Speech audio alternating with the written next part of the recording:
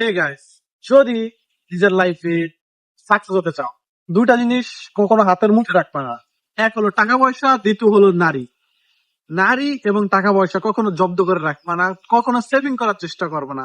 তাদের maximum independence দিতে হবে। যেমন টাকা কখনো সেভিং করে রাখা কোনোদিন উপরে উঠা যায় না। টাকা সবসময় তার লেনদেন বানায় রাখতে হয়, এক জায়গা থেকে আরেক জায়গায় সঠিক ব্যবহার করতে হয়। তেমন নারীর সাথে সম্পর্ক কোনোদিন তাকে দগ্ধ করে, তাকে পিছায় রাখা, তাকে কোনো মতামতের অংশীগ্রহণ না করে, তাকে কোনো কথা বলার সুযোগ না দিয়ে কোনোদিন কোনো রিলেশন, কোনো সাংসারিক জীবন পাস করা সম্ভব হয় না। এজন্য টাকা এবং সংসার জীবন ও নারীর সাথে কিভাবে সংসার এবং রিলেশনে একমত হওয়া যায়, সঠিক ব্যবহার করা যায়, কোন জায়গায় কি করা যায়, এই সম্পর্কে আইডিয়া থাকতে হবে।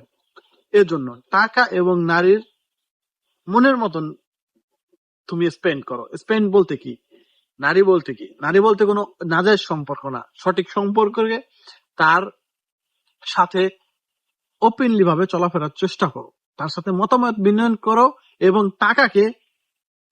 টাকাকে জব্দ করে রাখবা না। টাকা সেভিং করে কৃপণতার সাথে চলবা না, তাইলে কৃপণ মানুষের ঘরে টাকা কোনোদিন আসে না। আসলো তার সেই সুখটা পাওয়া যায় না। টাকা আসছে, টাকা ভাঙো, টাকা সঠিক জায়গায় ব্যবহার করো, এমন ভাবে ভাঙো যেন টাকা তোমাকে বিল্ড করে অটোমেটিক। এমন না যে টাকা আমি সেভিং কইরা কইরা কইরা কইরা কইরা কইরা যখন টাকা হইবে তখন আমি কিছু করব। হয়তো বা কালকে তোমার ঠিক নেই, কালকে তুমি বাঁচতে পারো, নাও বাঁচতে পারো, কিন্তু তুমি যদি তোমার প্রেজেন্ট বর্তমান সময়টাকে উপভোগ করে যাইতে পারতেছো, এটাই তোমার লাইফের বেস্ট অ্যাচিভমেন্ট।